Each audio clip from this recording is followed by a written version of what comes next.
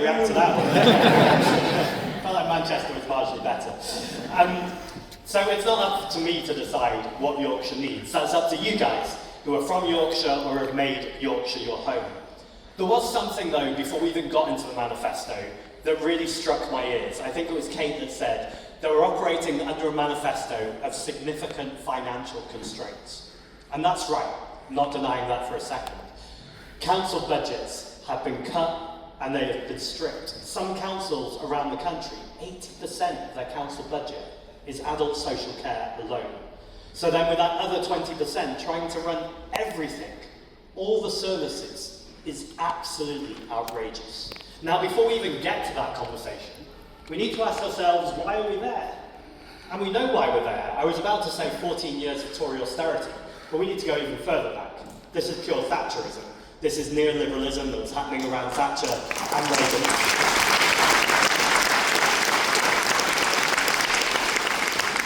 For anyone watching a live stream, we're not applauding Thatcher, we're applauding the acknowledgement of neoliberalism. And Thatcher said, there's no such thing as society. And then the Tories picked that up and ran with it by shutting down our community centres, by shutting down our libraries, by making it almost impossible for people to meet in places like this for free, to be able to gather together. And then we have governments that say people aren't integrated. How do you expect people to integrate if you don't provide them with spaces where they can meet, where they can eat together, where they can pray together, chat together, even disagree together?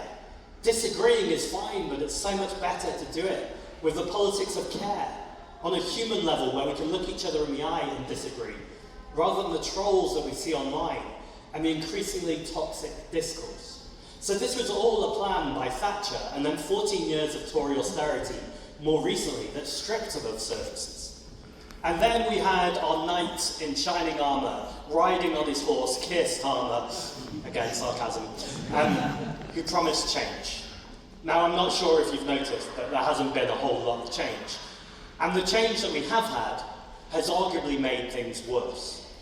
We are told constantly that there's no money left, there's no wealth, yet the 50 richest families in this country own more wealth than the bottom 50% of the population. I'm going to say that again because there are a few figures in there, and it's sometimes hard to grasp the severity of this. 50 families versus 50% of the population. That's 34 million people. So there is plenty of wealth in this country. It's just not wealth that's allowed to go to our high streets, our community centres, our bus services, our railway lines, our schools, our libraries.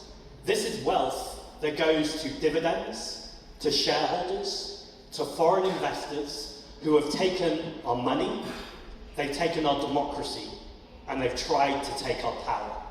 And friends, I'm here today to say we are ready to take it back.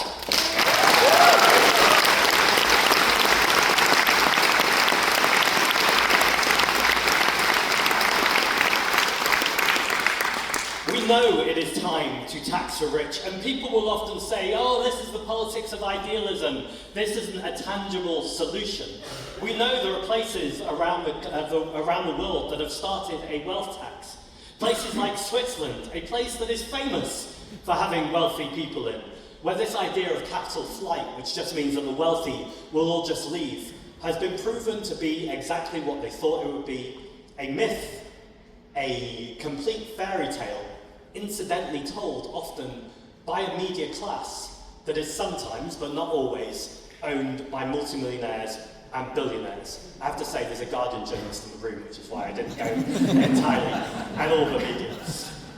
But we do know there's a real issue in this country with who owns the media, and in fact, it's just a few very, very wealthy people who own the majority of the media. So we shouldn't be surprised when the stories that we are told every single day, both in print, but more widely on TV and radio, are not the stories that I imagine we would recognise in this room. We're told stories about how we all hate each other, about how people are just interested in self-interest, or that someone who is a billionaire, if you took 1% of their wealth on assets, rather than just paying that to contribute to public services, they would do the most narcissistic or most self-interested thing imaginable and go, I don't care about my country, I don't care about paying into my country, I'm going to go somewhere else. And I don't know about you, but I don't particularly want our country to be turned into a depository where people are just here to avoid paying tax, or just here to see our public services decline, while they almost treat it like a tax haven. That's not the sort of country we should be.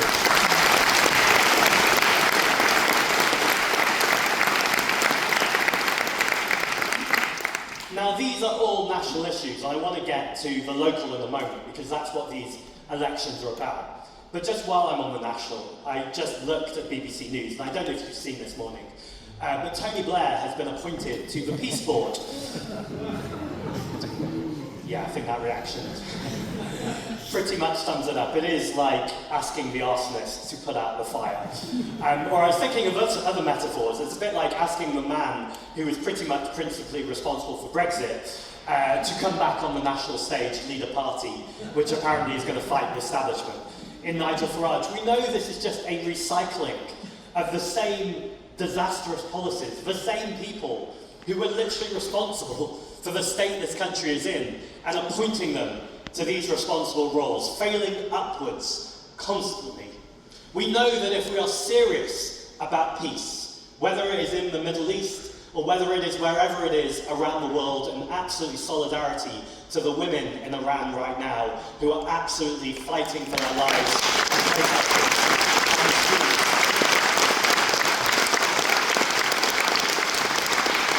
Solidarity to the hunger strikers and Umar Khalid, who is continuing his hunger strike.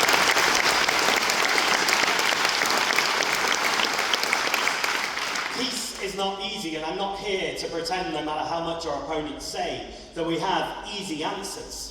But there are the beginnings of some answers, which is, if you want peace, stop selling so many weapons, stop being subservient.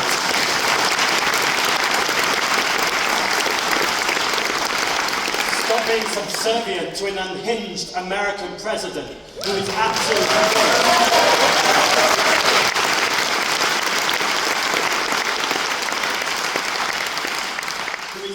convinced that his personal power and his personal strength is the only thing that matters in this world. And to have a Prime Minister, who many of you might not know, was an international lawyer who worked in human rights, and suppose the only conclusion you can make is that he never believed the thing he was saying back then, or he doesn't believe it now.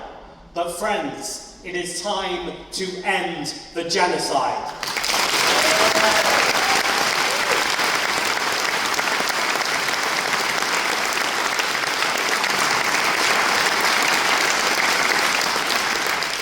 Now, this can all sound a long way from local politics, but actually the principles are the exact same principles, and we've just heard many of them.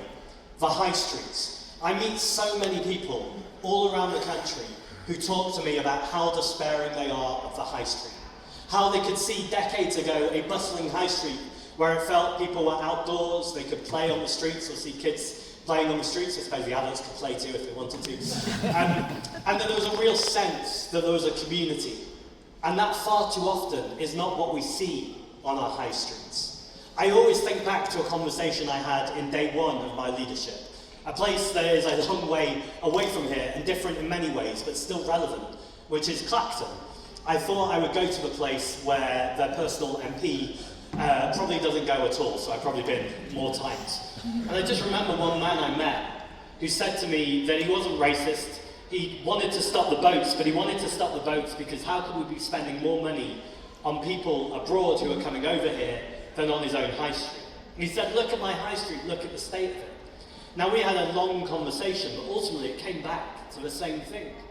Of course people want to see investment in the high streets. Now, of course, we would make the argument, and I believe it's the true argument, that it is not someone fleeing on their life on a small dinghy, fleeing from war and persecution that's the problem. It's again this talk of financial constraints, this refusal to tax the rich, which is creating more and more division. But actually, as was said, it's not rocket science.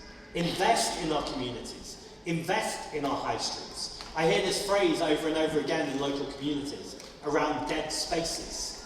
These are boarded up shops, places where there's graffiti, where there might have been bustling activity a few years ago, but it no longer happens. And this is a real moment and a real opportunity to revitalise the High Street. Yorkshire, proud of its artists, its musicians. I know as someone who used to be an artist before I was a politician, getting rehearsal rooms or place to practice is nigh on impossible and incredibly expensive. There is room for councils to be able to match campaigning groups, charity groups, and yes, artists or care workers, whoever it might be, with space to make sure that the High Street is busy, that it's happening, and also people have space where they can gather. So going back to exactly where I started this speech, about making sure ultimately we're bringing communities back together again. We also need a politics of care that means councils take responsibility for representing their citizens. Far too often we've seen this Labour culture, which I would argue started under Blair but has continued again, of targets, of criteria, of endless missions that don't actually mean anything. And far too often, it's just about hitting the target. So then a consultation actually becomes a notification. A group of people have decided in a completely non-transparent way what is going to happen to a community. They've often worked alongside private business or organisations, and the very last people who actually hear about the plans are the community themselves. That's not consultation, that's notification. Consultation genuinely involves making sure you're bringing people into the room. Yes, the people who are in this room, but I would challenge all of us, including our candidates and including myself, to think about who isn't in this room today. What more can we do to make sure our politics is more inclusive, more accessible, that people have a genuine say at the table? And to do that, the first thing we need to do is to avoid the influence of money and vested interests in our politics.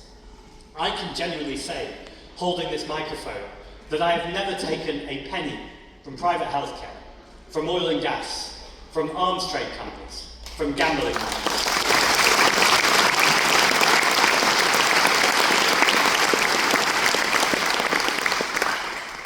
I'm not entirely convinced there's many other national politicians who can say that, for sure. In fact, we have a health secretary who has taken an enormous amount of money from private healthcare companies. And should it be a surprise that many of us are rightly worried about our National Health Service? And I don't say that to scaremonger.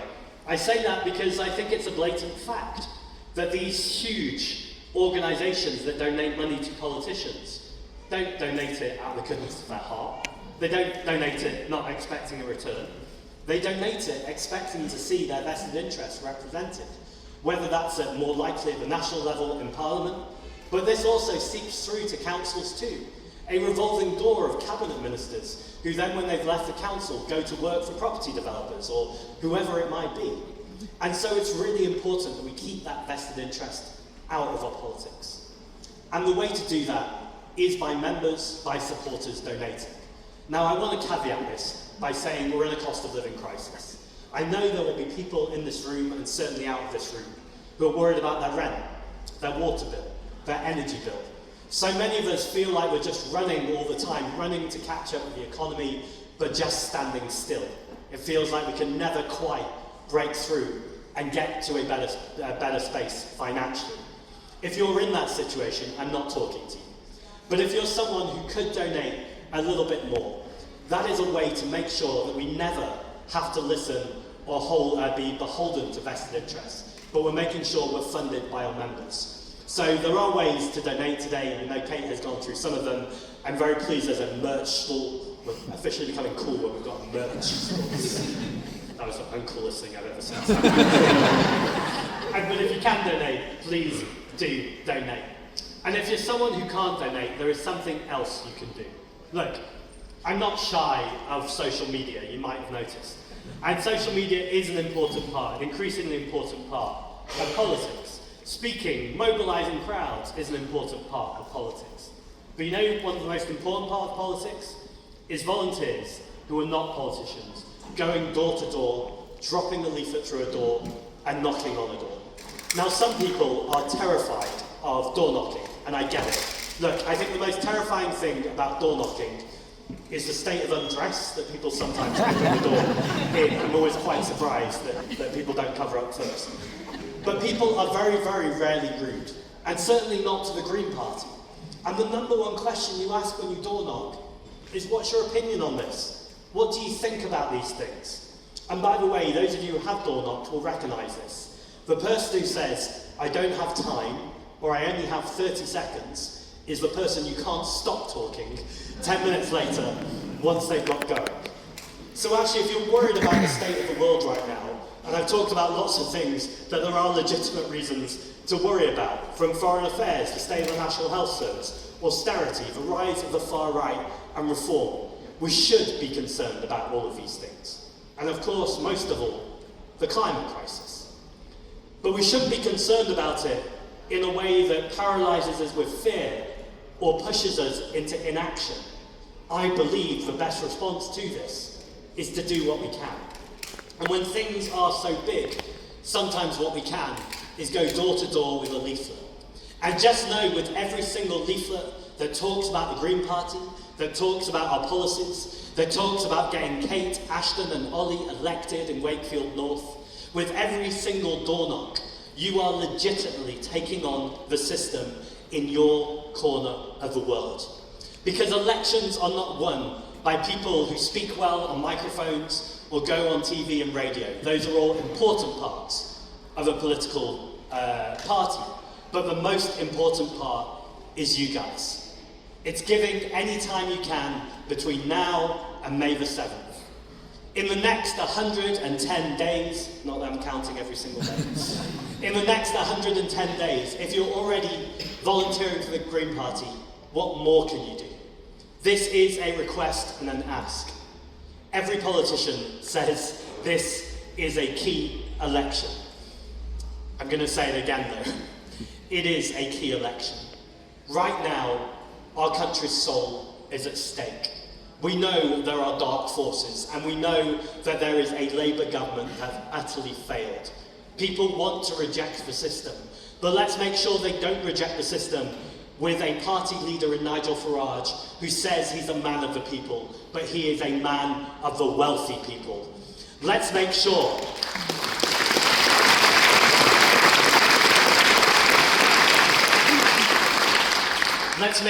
that everyone in this country, and certainly for you guys, everyone in Wakefield knows that there is an alternative. Everyone knows the Green Party cares about protecting green spaces, about tackling carbon emissions, and protecting our environment. And that's never going to change. We live in one of the most nature-depleted countries in the world, and we have to keep up that fight. But we need them to know what we will do to protect their community centres, to protect their libraries, to protect small and local businesses, and what we will do to make public transport accessible and affordable. And that change happens in this room. And friends, together that's how we'll change Wakefield, it's how we'll change Yorkshire, it's how we'll change our country. And together, I really believe this movement is how together, one day we can change the world. Thank you.